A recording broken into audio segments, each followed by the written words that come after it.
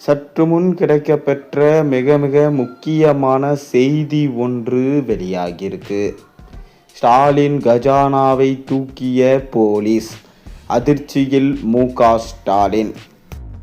நடந்து முடிந்த சட்டசபை தேர்தலில் திமுக படுதோல்வியை சந்தித்தது. மேலும் தவேக வெற்றி பெற்று கூட்டணி கட்சிகளின் ஆதரவோடு தற்போது ஆட்சி கட்டிலில் அமர்ந்திருக்கிறது. திமுகவின் ஆட்சியின் இறுதியில் பார்ட்டி ஃபண்ட் என்ற பெயரில் பல டெண்டர்கள் விடப்பட்டதாகவும் அந்த டெண்டரிலிருந்து 35% கமிஷன் பெறப்பட்டதாக விஜய் அவர்கள் சட்டமன்றத்தில் தெரிவித்திருந்தார். மேலும் பார்ட்டி ஃபண்ட் என்று சொன்னவுடனே மக்களுக்கு லைவில் எங்கே உண்மைகள் தெரிந்துவிடுமோ, திமுகவை இனி மக்கள் நம்ப மாட்டார்களோ என சொல்லிதான் உதயநிதி ஸ்டாலின் சட்டமன்றத்திலிருந்து வெளியேறினார். திமுகவும் அதிரடியாக சட்டமன்றத்திலிருந்து வெளிநடப்பு செய்தார்கள். பார்ட்டி ஃபண்ட் என்கின்ற விவகாரம் தற்போது சூடுபிடிக்க ஆரம்பிச்சிருச்சு. தொடர்ந்து செந்தில் பாலாஜியை வைத்து தவேகவை எப்படியாவது கலைத்து விடலாம் என குதிரை பேரம் நடத்தியது திமுகவின் அரசு. ஆனால் கிட்டத்தட்ட 14 நபர்கள் கைது செய்யப்பட்டிருக்கிறாங்க. அவர்கள் அனைவரும் சொன்ன வாக்குமூலம் என்னவென்றால், எங்களுக்கு ஹவாலா மூலம் பணம் வந்தது, கிட்டத்தட்ட 35 கோடியிலிருந்து 45 கோடி வரை சிங்கப்பூரில் இருக்கும் முக்கிய நபர் கொடுத்த பணம்தான் அது. குதிரை பேரம் நடத்தி திமுக தவேகவின் ஆட்சியை கலைக்க வேண்டும் என எங்களை வற்புறுத்தியது.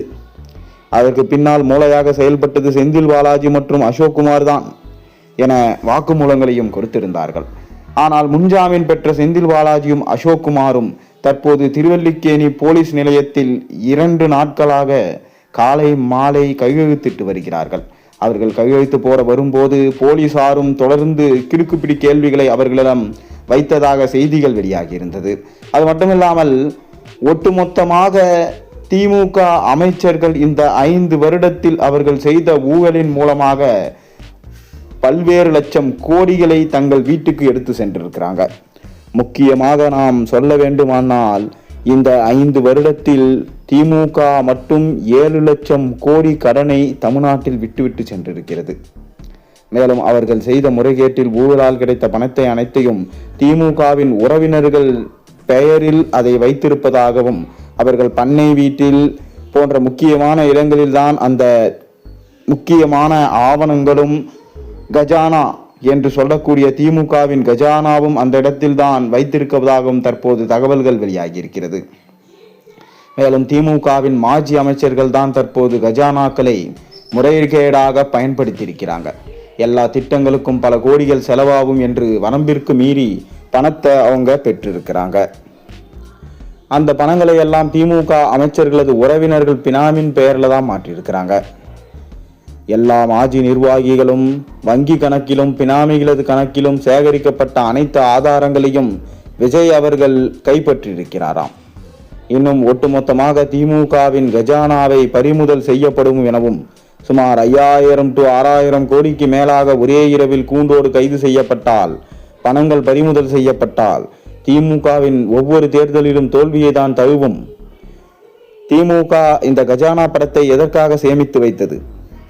ஒருவேளை திமுக இம்முறை ஆட்சி கட்டிலில் ஏறவில்லை என்றால் குதிரை பேரம் நடத்தலாம் என திட்டமிட்டிருந்தார்கள். அதுவும் இல்லை என்றால் மீண்டும் ஒரு தேர்தல், யார் ஆட்சியை பிடிக்கிறார்களோ அந்த ஆட்சியை கலைத்துவிட்டு மீண்டும் ஒரு தேர்தல் நடந்தால் அதற்கு செலவு செய்ய வேண்டும் என்பதற்காக தான் இந்த பணங்களை சேமித்து வைத்திருந்தார்கள். மேலும் தேர்தலை இனி திமுக சந்திக்க முடியாது எனவும், இது போன்ற நிகழ்வுகள் தமிழ்நாட்டில் நடக்காது. மக்கள் திமுகவை புறக்கணித்து விட்டார்கள். அதே சமயம் திமுக தேர்தலை சந்திப்பதற்கு பணமும் இனி அவர்கள் கையில் கிடையாது. திமுக எப்படியாவது தவேகவின் ஆட்சியை கலைத்து விடலாம், மக்களை திசை திருப்பி விடலாம் என்பதற்கு போல பல திட்டங்களை செயல்படுத்தியது. ஆனால் மக்கள் திமுகவை தான் விரட்டுகிறார்களே தவிர தவேகவை அவர்கள் தலையில் தூக்கி வைத்து கொண்டாடுகிறார்கள். காரணம், விஜய் செய்து வருவது அனைவருக்கும் பிடித்து விட்டது.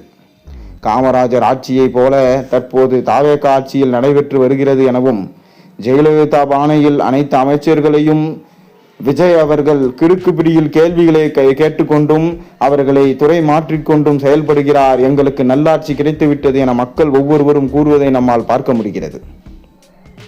தற்போது விஜய் அவர்களுக்கு பாராட்டுகள் வந்து கொண்டேதான் இருக்கிறது. அதே சமயம் தாவேகாவை எதிர்த்து திமுகவினர் நடத்தக்கூடிய போராட்டங்களும் தோல்வியில் தான் முடிந்தது. திமுகவின் எம்எல்ஏக்களும் அமைச்சர்களும் கடந்த 3 நாட்களாக ஆளும் கட்சியை விமர்சனம் செய்திலிருந்து தப்பித்து விட்டார்கள். ஏனென்றால் தூத்துக்குடி எம்எல்ஏ மார்கண்டேயன் அவதூறாக விஜயை பேசிய வழக்கில் சிறையில் அடைக்கப்பட்டார். ஆனால் இதை எதிர்த்து தாவேகாவின் தலைவரோ எதிர்க்கட்சி தலைவர் உதயநிதியோ எந்த ஒரு களத்தில் இறங்கி போராட்டமும் நடத்தவில்லை. அதற்கு காரணம் திமுகவின் எம்எல்ஏக்கள் மீது தவறுகள் இருக்கிறது என்பதை சுட்டிக்காட்டி தேவையில்லாமல் போராட்டம் நடத்தக்கூடாது. அதையும் மீறி நடத்தினால் அது திமுகவுக்கு பெரும் ஆபத்தை தான் கொண்டு வந்து சேர்க்கும். இதனால்தான் திமுகவின் தலைமையே தற்போது அமைதியாக இருக்கிறது. தேவையில்லாமல் விஜய் அவர்களை பகைத்து கொள்ள வேண்டாம் என மௌனம் காக்கிறார்கள். விஜய் அவர்கள் ஒற்றை வார்த்தையான பார்ட்டி ஃபண்ட் என்று கூறியதற்கே உதயநிதி அவர்கள் எதிர்க்கட்சி தலைவராக இருந்தும் கூட பல நாட்களாக சட்டசபையில் வந்து பேசி இருந்தும் கூட முதல் முறையாக சட்டசபைக்குள் வந்த தாவேகா விஜயை பார்த்து பயந்து ஓடிவிட்டார். ஆனால் உண்மையில் அவர் விஜயை பார்த்து பயந்து ஓடவில்லை. மக்கள் நம்மளை பார்த்து கொண்டிருக்கிறார்கள். அவர்கள் முன்னால் விஜய் அவர்கள் முக்கியமான ஆவணங்களை சமர்ப்பித்து விட்டால் அது திமுகவின் எதிர்காலத்தை பாதிக்கும். அதனால்தான் ஸ்டாலின் சட்டமன்றத்துக்குள் செல்ல வேண்டும் என துர்கா ஸ்டாலின் தொடர்ந்து அனைத்து இடத்திலும் எங்கு நின்றால் ஸ்டாலினுக்கு வெற்றி வாய்ப்பு இருக்கிறது என்பதை அலசி ஆராய்ந்து கொண்டிருக்கிறார்.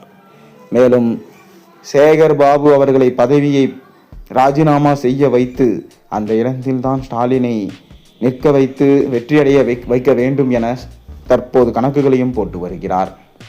கிட்டத்தட்ட திமுக 7000 கோடிக்கு மேல் பதுக்கி வைக்கப்பட்டுள்ளதாகவும் ஒவ்வொரு மாஜி அமைச்சர்களது கஜானாவும் மு க ஸ்டாலின் அவர்களுக்கு நன்றாகவே தெரியும். ஒவ்வொரு வருடமும் சரி, ஒவ்வொரு தேர்தலிலும் சரி, கோபாலபுரத்திற்கு ஒவ்வொரு குறிப்பிட்ட தொகை, ஒவ்வொரு நபர்களுக்கும் மாஜி அமைச்சர்களுக்கும் குறிப்பிட்ட தொகை கொடுக்க வேண்டும் என்பதுதான் அங்கு விதி. அந்த நேரத்தில் ஒவ்வொரு மாஜி அமைச்சர்களும் சிட்டிங் எம்எல்ஏக்கள், முன்னாள் எம்எல்ஏக்கள் பாரபட்சம் பார்க்காமல் கோபாலபுரத்திற்கு கொடுக்க வேண்டும். ஆனால் இந்த ஆண்டு கொடுக்க வாய்ப்பே கிடையாது.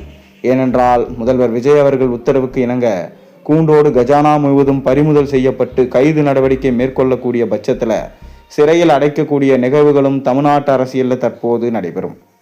கண்டிப்பாக இது நடந்தால் அரசியல் வரலாற்றிலேயே மிக பெரும் ஒரு திருப்பு முனையாக அமையும் என்ற தகவலும் தற்போது கிடைக்கின்றிருக்கு.